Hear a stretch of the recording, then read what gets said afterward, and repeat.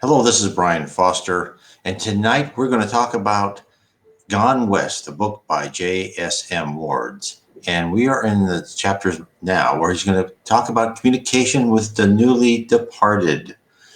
And also, please remember to subscribe, hit the like button, share this video, subscribe on YouTube or BitChute, share, and tell your friends. Let's spread Spiritism and spread the fact that there is life beyond death to other people.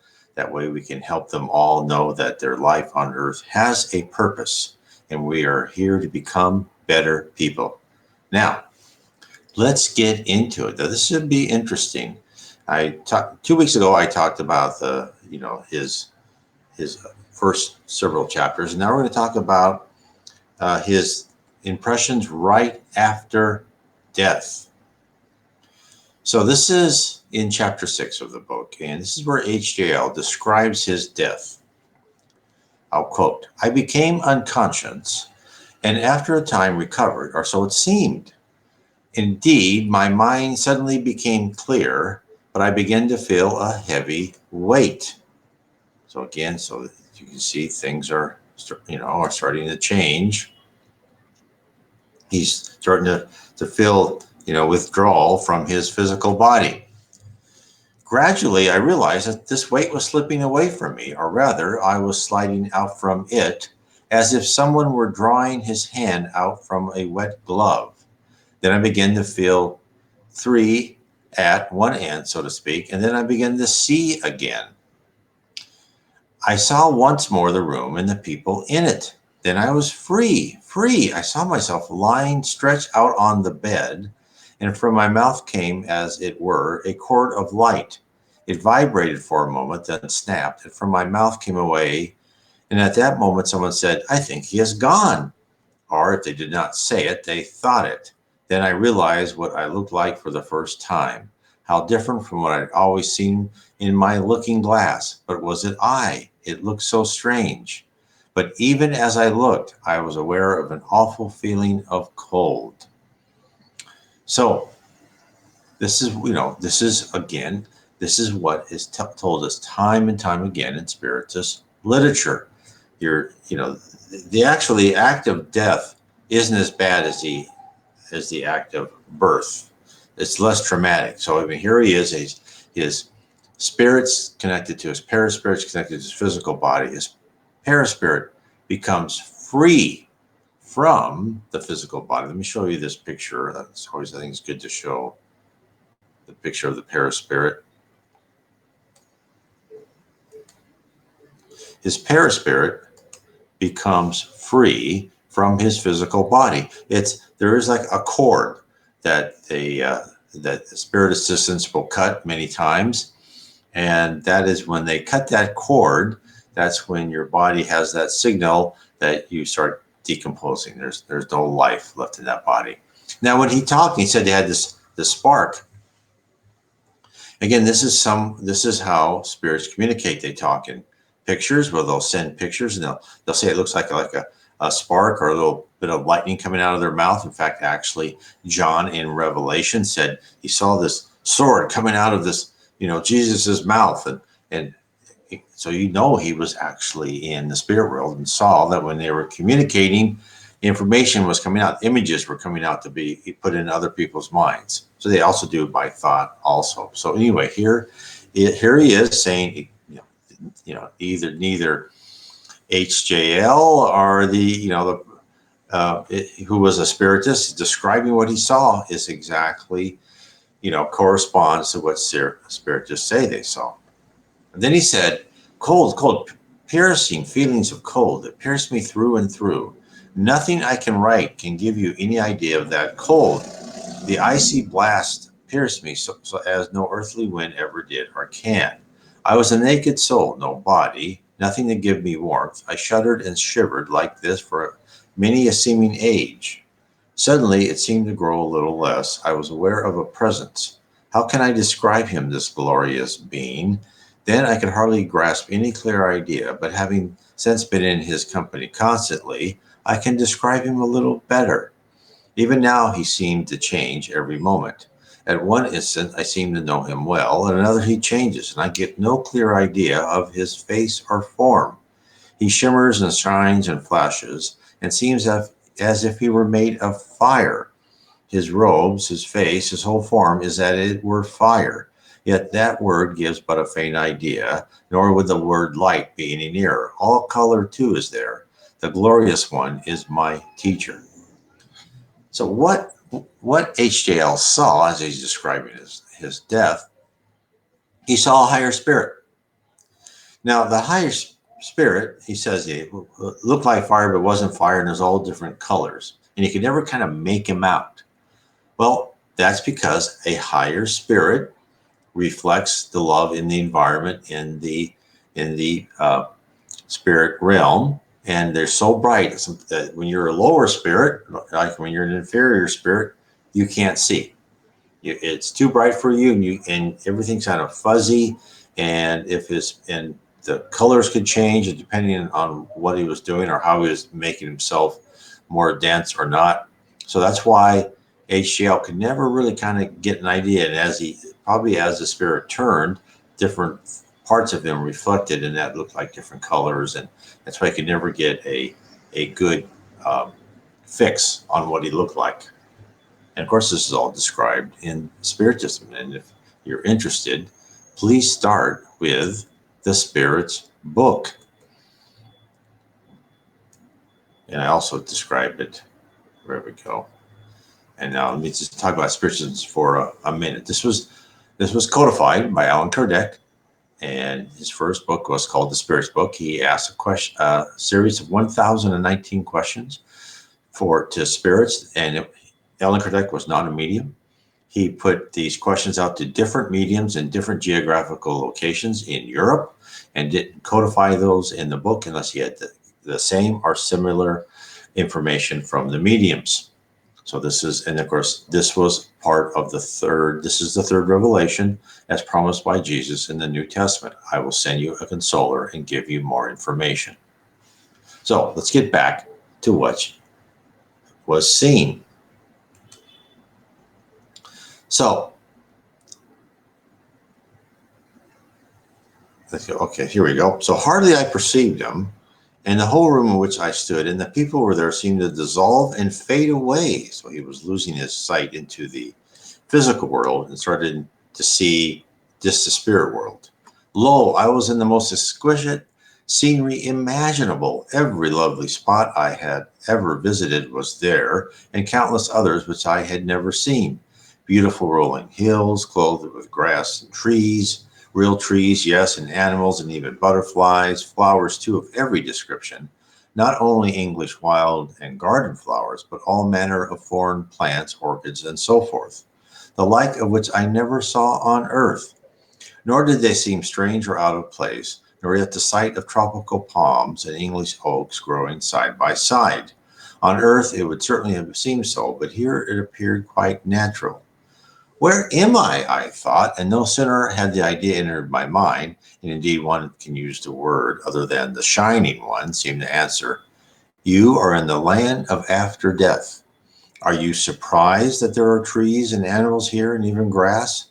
Know that here comes every thought which you have ever thought. Soon also you shall know that it is so, to your sorrow, and further, here comes also the spiritual forms of all that ever lived. This is our spirit world built up, and thus it constantly increases. All that lives, no matter how humble it be, comes here of itself. All thoughts come here. Have you recognized many beauty spots you knew on earth? Hence also the palm and the oak and the orchid, which you never saw. You have much to learn.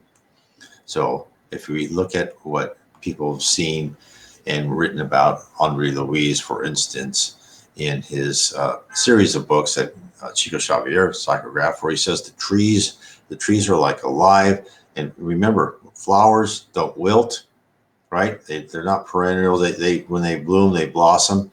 And if you cut a flower and put it in a vase, it stays that way in the vase. And then it's at such time it has like some sort of expiration date, and then it just fades away. It's gone.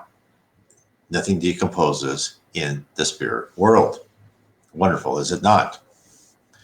And then I quote some more. It says, "Do all thoughts live?" I cried or thought. Even as the idea formed, the whole scene was blotted out from my perception. A horror seemed to grip me. Like a hideous nightmare on every side, visions seemed to press me around. They weighed me down. I, who but a moment before had seemed so light, now seemed to be crushed under an intolerable weight. I saw them not with mortal eyes, I perceived them with my whole being. I called them visions, but they were in real bodily form, like tableau, moving and acting before me all my past. My past deeds crowded before me, not in any order, but like a dream all at once. Oh, the anguish as once more rose up deeds, long since forgotten, little or great, nothing was now forgotten. And at last, after what seemed countless ages, an inspiration seemed to seize me, and I prayed. I had not done so for years and years, but now I prayed, "Oh God, help me." And as I prayed, really prayed, slowly the wild chaos began, as it were, to sort itself out. It, as it were, took a kind of chronological order, and the scenes took the form, as it were, of a street which stretched far away, far beyond my ken, and they will go on increasing as I progress till they reached the judgment seat of God. And among them I saw many visions which came as a relief to my tired soul, little acts of kindness which I had long forgotten, times when I had resisted temptation. So I found, as it were, my location. So, what H.J.L. just described is what we have been told not only in Spiritist literature, but by the vast majority of people who have had near death experiences. There are just multiple scenes of near death experiences in multiple instances. There's one in near death experiences by James, who went over and then he was led into a forest by this kind of woman, kind of beautiful woman, angel type creature, as he explained, and he sat along around this table, and he didn't know anybody, but he just kind of felt he did, right? He's like felt comfortable, like they were old friends. And then on the table, you know, like in the middle of the table, it was just like HJL just described. It was like a tableau, but scenes from his life, and he reviewed scenes from his life, and they talked about it and they analyzed it together. Now, this was a very structured approach. He had these other spirits around him. Now, you see, HJL, it was less structured. And then, now remember, his guardian angel was there to help him.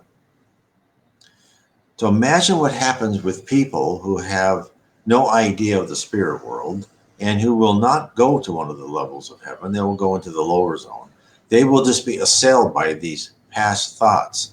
And they will just, and that is really, that is their torture that they have, because these past wrongful deeds, these just onerous regrets, these things that they did, they come back to them and they make them feel terrible.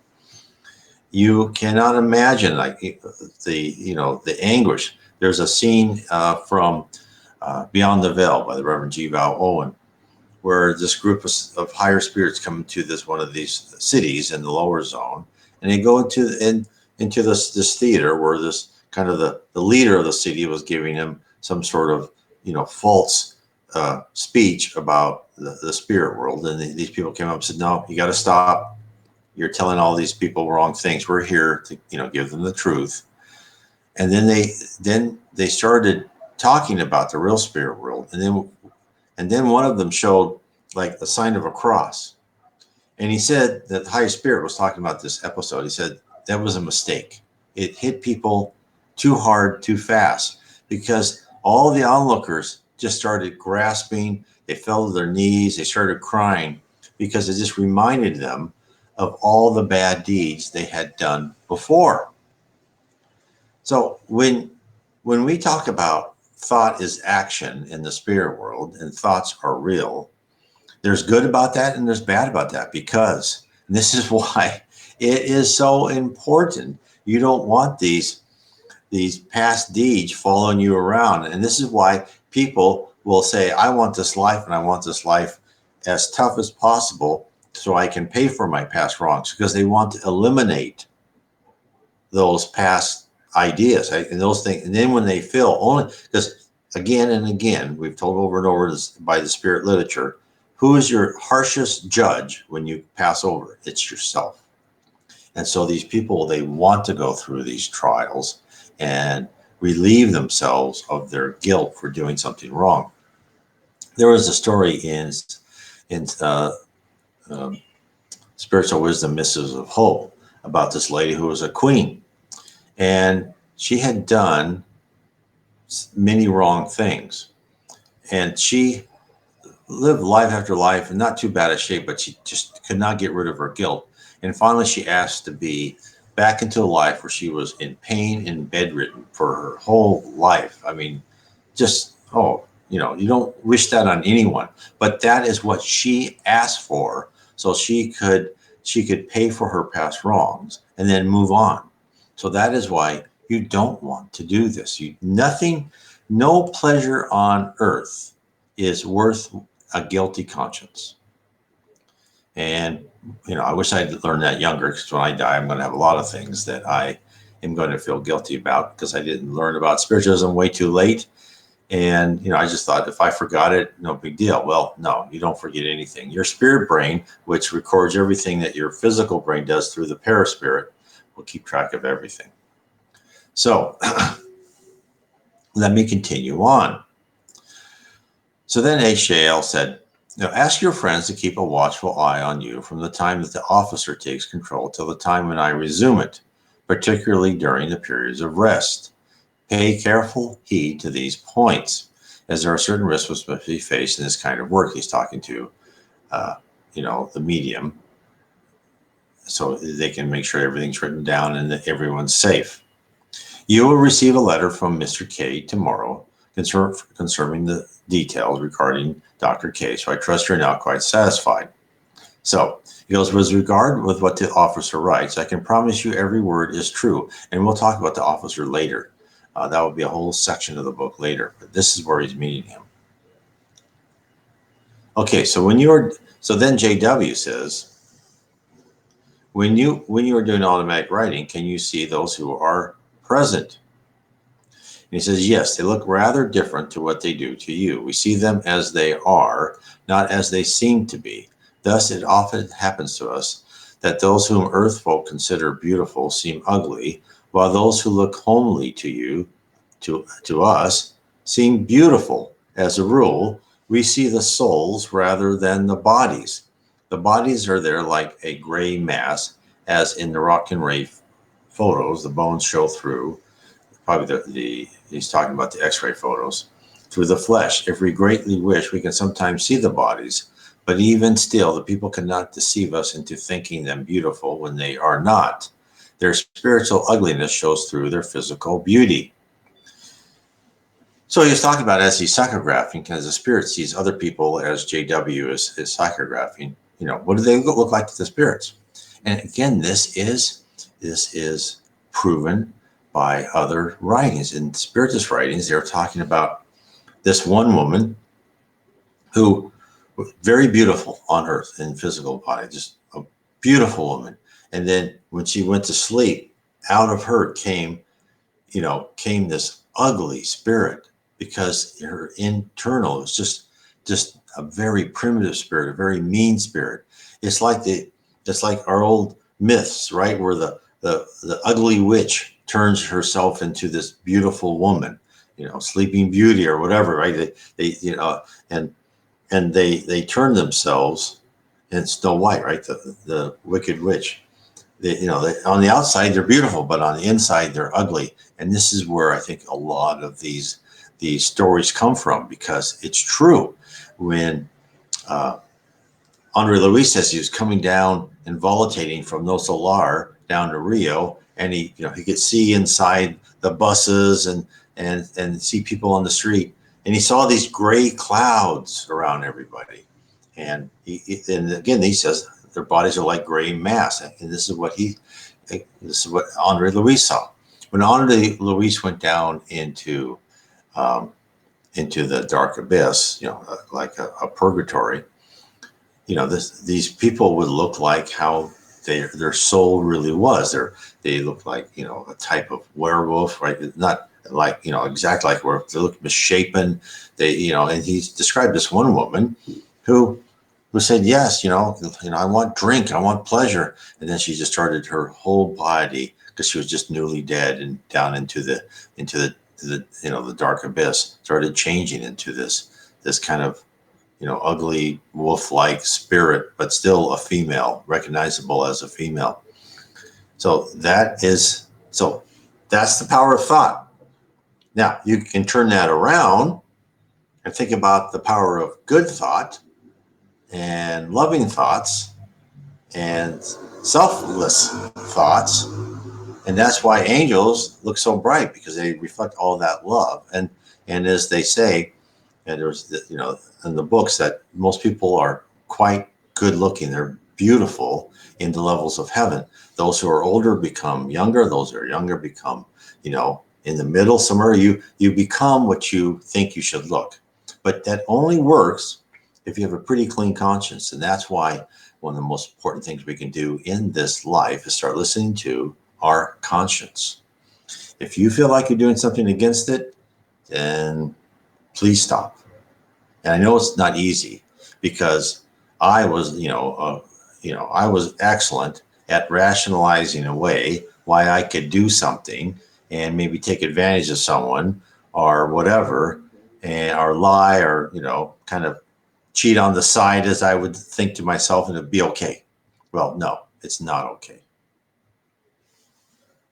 Okay, let me finish. Oh, okay. So then he says, we see too all the spirits who have been attracted around, whether they are good spirits or evil. For some people and places have power of attracting spirits, sometimes good and sometimes evil. So he sees everything. So now let me get to the point where he's going to describe his thoughts as what the spirit world looks like. Now, this is his thought. So this is not going to jive.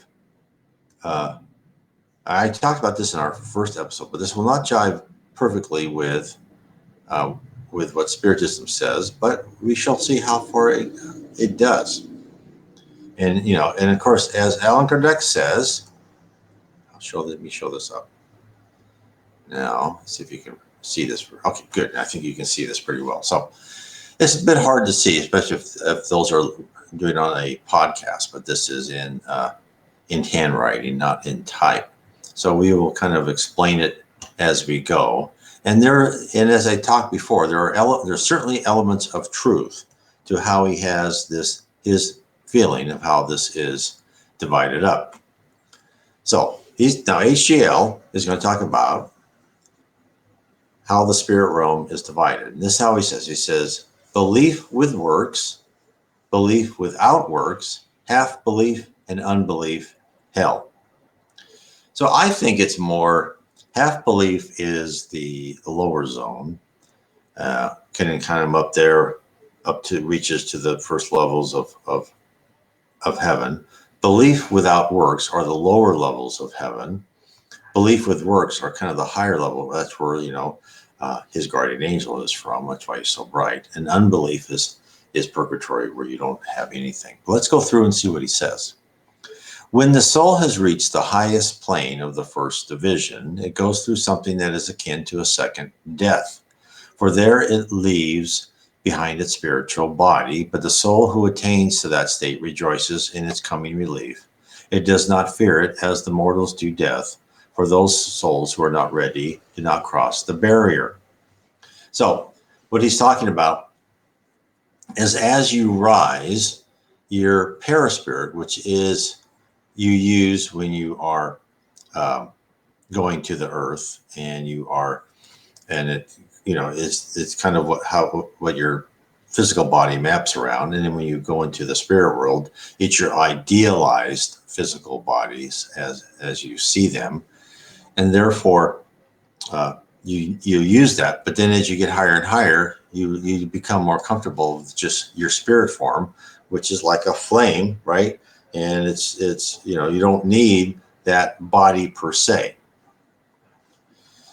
And of course, you don't be able to do that until you improve, improve, and improve yourself and go through many, many levels of education and reincarnations where you can learn to be a better person. Now, I talk about all this. Let me just show this in my book, Heaven and Below.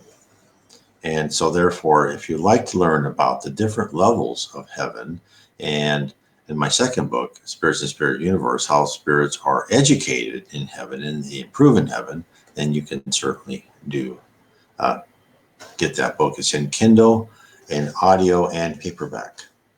So let's carry on. So once, and then he says, once they are passed to the next realm, they cannot return. There are, including Earth, 7 such realms, of which the highest is to be with God. Now, this one, he doesn't quite understand what he's saying.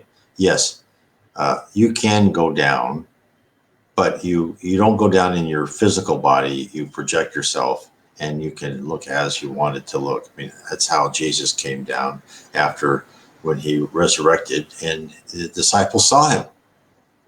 So you can come down. And the spirits, in talking to the Reverend G. Vowell, says, look, we don't know how many levels there are.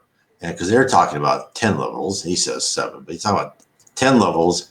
And then past the 10th level is kind of the levels passed around that kind of look like an onion around the earth. Then there's like more heavens around the solar system, the galaxy, and you go on and on. And they said, we have no idea how many levels there are. So he's just thinking that this may be, and this is probably what other people told him. Now he says, we who are here know only of the realm we are in, which we call the 6th, the 7th being Earth, which includes the astral plane. We cannot go to the 5th until our time has come, and then we cannot return. Still, to this rule, there are certain exceptions. Very rarely, messengers are sent down to us from the realms above. Okay, so he does talk about the exceptions. But this only happens for some good reasons and is comparable to the visible and audible return of one who is dead to earth. So, probably what he's talking about is he sees these messengers come down. But what he probably doesn't see is many other spirits pass through his realm, and those spirits won't be seen by him because he's an inferior spirit. There are spirits could be walking around him on his level, and they're volatating past, or sitting there and looking in, or inspecting something, and they don't see them because they haven't made themselves seen, because they are more energy than matter. So therefore, he probably believes that very rarely messengers come, when in actuality, there's probably a higher rate of transfer than what he thinks. Okay, so then the other more usual method is through a medium. Just as we communicate through you, so those in the 5th realm use the spirit in the higher planes of the 6th through whom to communicate. Any message from the 5th realm would thus have to pass through 2 mediums to reach Earth. Each plane, so interesting. So that's how he looks at it. So and that makes sense how he looks at it, but in reality, a better explanation is that orders are given from above. So you could use this in any corporation you're in. Orders come from the CEO. I want you to concentrate on X. And then the senior vice president talks to the vice president. And then the vice president talks to the project managers or whatever. And then the work gets done. The same way here when he says, well, it has to come from one medium to another medium to another. So actually there's more than just 2. There are, it depends on the task, it depends on what's going on, but orders come down and people fulfill them as they can. And then he goes on to say, each plane in the 6th realm is divided into various divisions, and sometimes these divisions are divided into spheres. I'll show you a kind of diagram so you can grasp it better. And he said, then this diagram appeared in front of him, the one that I'm showing on the screen now.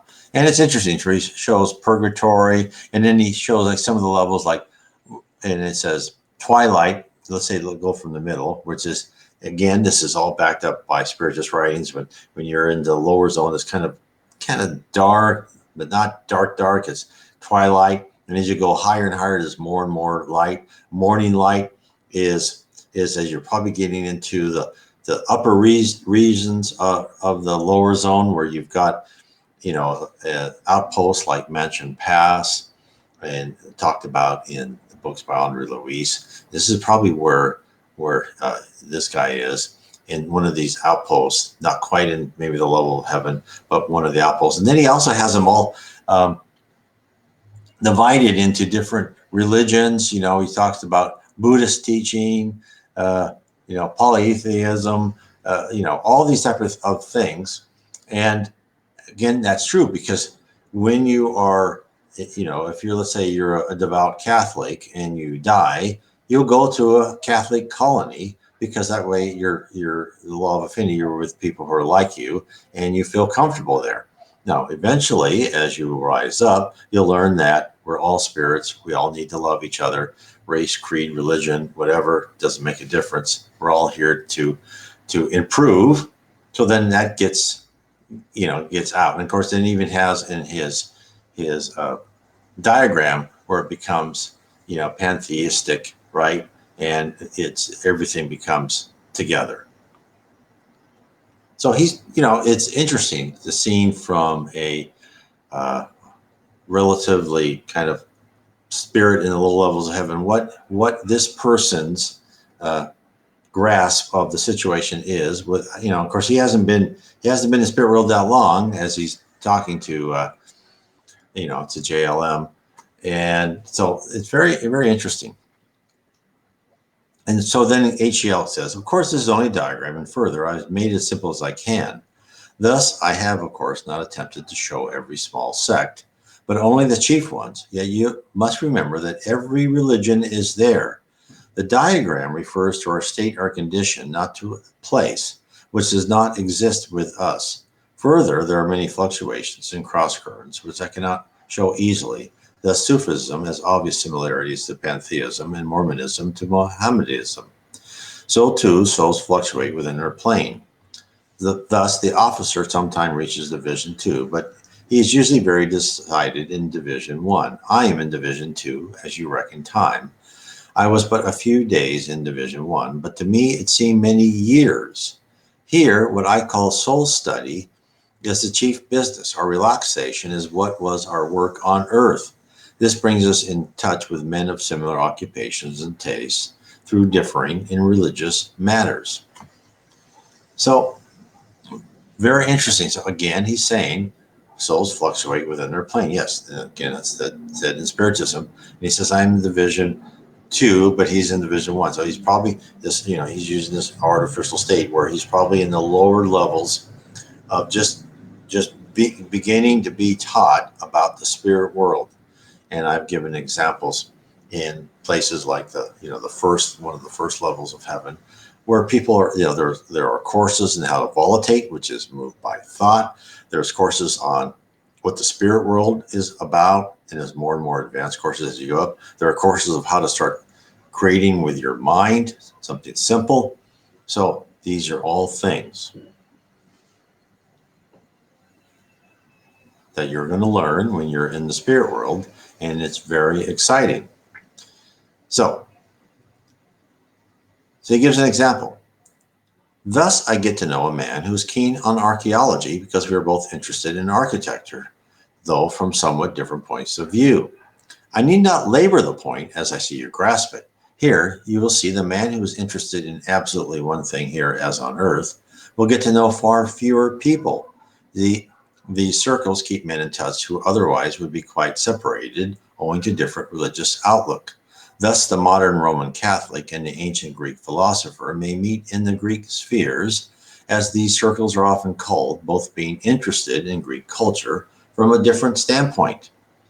While we are in the region of half belief, the religious divisions are only faintly visible, but when one gets into the set above, one finds them very clear. You must first grasp a few truths firmly before you're ready to absorb others. Each sect grows towards the others as men progress, because while they retain the vital truth, which has called them into existence, all religions lose their errors as the believer mounts higher towards God, who is himself truth. A point that may not be quite clear is that in Division 3 of our set, the first messengers start. These go down for the most part as far as the schools. They are not the glorious ones of fire who go down into hell itself. They come from far above. The risk for our people would be too great. Now, what's he saying? Kind of again solidifies a point that he's a very low level, or maybe in the higher levels of the lower zone, is that they don't let those people go down deep into the lower zone or deep into the dark abyss, because they cannot resist there's very, very disciplined and hard minds. They're very magnetic personalities existing in down in the lower, in the dark abyss. There are what you can say, very inferior primitive spirits. And when I say inferior primitive spirits, you think of this kind of dumb person, but no, some of these people are just extremely intelligent. What I mean is inferior or primitive is that they let their primitive emotions take over them, the need for revenge and hate and taking advantage of others and doing whatever they want. And they get to that point and get to what they want by their complete focus of their energies and their intelligence on getting getting to their task, to their goal, in whatever method is possible.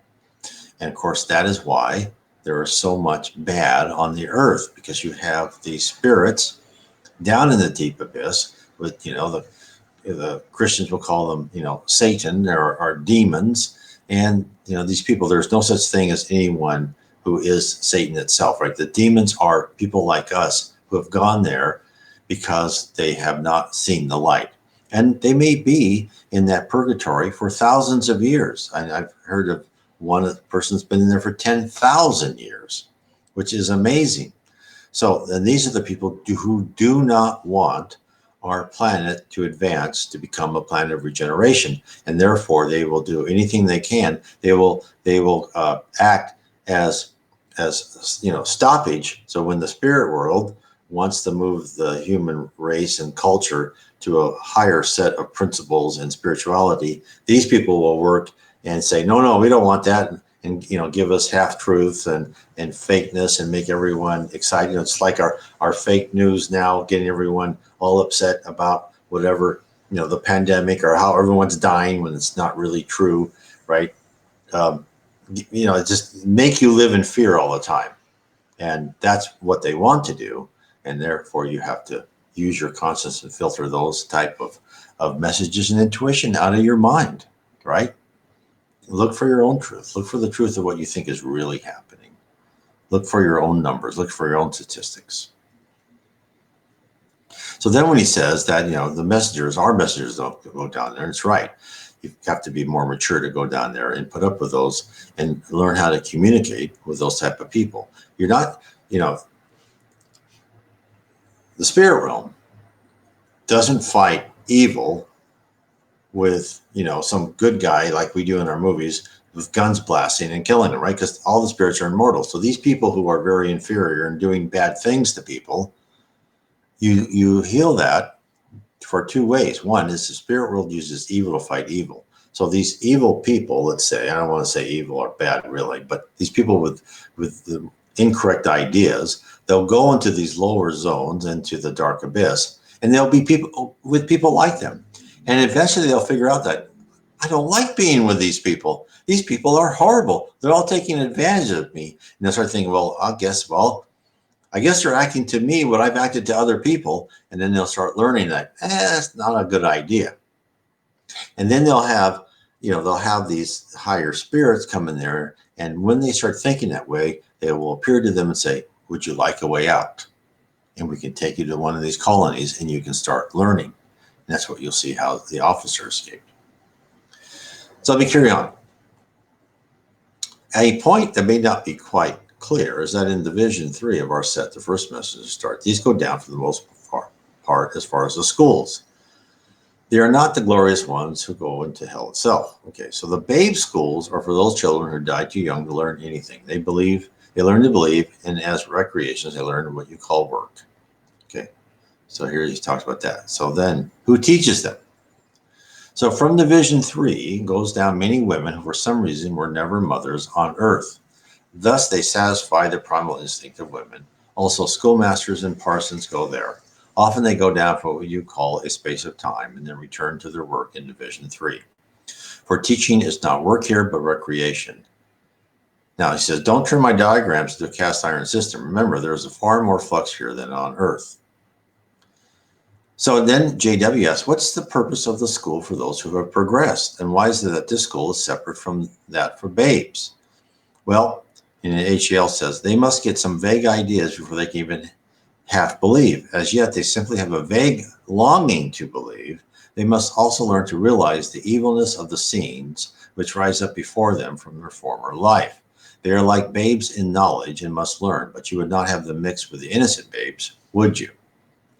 So again, this gives you an idea of these people. In fact, in the book of Violets on the Window, in one of the, this the kind of the beginning levels of heaven, this Patricia, a great book, Violets on the Window, and she died when she was 19, was actually teaching people how to read and write. People who were still good people, right? And maybe came up from more of these little outposts, teaching them just the basic, things, how to read and write. And so this is why when people think, oh, I'm a spirit and when you're a spirit, you should just like know everything. No, it's not true. You don't all of a sudden become all knowing and connected and everything. You don't become connected into this universal cloud and this universal database until you have reached certain levels in your intellect and your faith and your goodness. And to do that, you need to reincarnate on earth, but you also need to then go through the different levels of colleges on the in heaven, I should say, to go through the different level of colleges so you can learn and get more attributes. And of course, I talk about a lot of this in my book, Spirit and the Spirit Universe, where as each level, when you go from, let's say, the lowest level and you go to the next level, well, in each little colony, there are classes that you take. And then you go to the next, like, bigger city on that level, and you take more classes and college classes. And then you finally graduate to the major city on that level, which is like a university, let's say. And then from there, you can go, if you pass, and again, when you go to school, it's not like you sit there and you sit in a class and you write notes and you take tests. You go out in the field, you're taken to different places, you learn things. There is this wonderful scene that I talk about in this book, Spirit and the Spirit Universe, where a spirit is on like the 10th level of heaven. And they gather all the students. And then it comes down from this bright light, and this like stairways open up.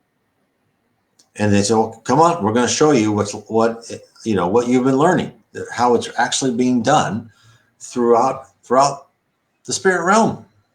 And they walk up this path, and then they go to like different little pavilions and kiosk or whatever, and they say how the spiral sense of history, which I've talked about, how the spiral motion is used for evolution, how different animals are made on, and plants are made on different planets with different environments.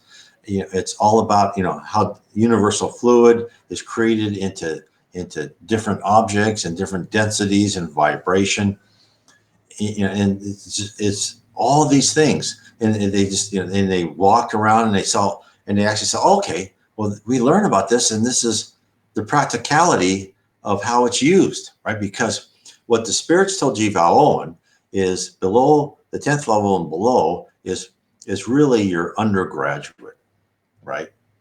Maybe some graduate too, but your undergraduate, where you're learning about the spirit universe. When you get above the 10th level, and I think he's talking about the 7th level in that book, then you actually take what you've learned and you start putting it into practice. This is the aim of why we're on Earth. It's the same as students who are in school on Earth. So one day they can actually become productive members of society We are the same. We are not productive members right now of Spirit Society. We are members in training. So even these spirits where we see these guardian angels are bright, they haven't even graduated. This is how much more we have to go up. They haven't even graduated where they are husbanding whole planets and solar systems and evolving life and guiding cultures to learn. They're still going to college. They're still learning themselves. Now they look to us bright and all powerful, as as a kindergartner would look at a sixth grader like, oh my God, this guy's big and he's powerful and he knows everything. Well, in that relationship, it's true. And that's the relationship we are to what we perceive as our guardian angels and angels. Now, the level above the 10th level, there is above that is where Jesus and his ministers are. So, and his ministers, who are truly remarkable spirits, his ministers are Buddha, Socrates, Zoroaster. I mean, that's what the names, I don't know what their names are in the spirit universe, but this is why religions all kind of say approximately the same thing, the golden rules in almost all religions. But because these people were also sent to Earth, some before, maybe some after. In fact, what I've heard from spiritists is that Socrates and Buddha are going to reincarnate back on Earth to help us start moving towards a planet of regeneration. So these are all things that the more you understand, the more you can examine your priorities, right? I'm not telling you have to, you have to believe what I say or you're going to rot in hell. No. That's no. You don't have to believe anything. You're going to have plenty of time. You're going to have life after life, right? Well, all I'm trying to say is if you want to get into a good spot and you want to ascend and you want to do miraculous things, if that is your goal, then you need to deprioritize your material goals and desires and up priority your spiritual knowledge, your spiritual quotient. So you understand why you're on Earth and how you need to change your thought patterns. So when you go into the spirit world, you are ready to ascend rapidly. So anyway, I just want to thank everyone for everyone who's been here and thank you so much. Please subscribe, hit the bell, share this video, and I will be back next week and we'll talk about more of this wonderful book, Gone West. God bless everyone. God bless.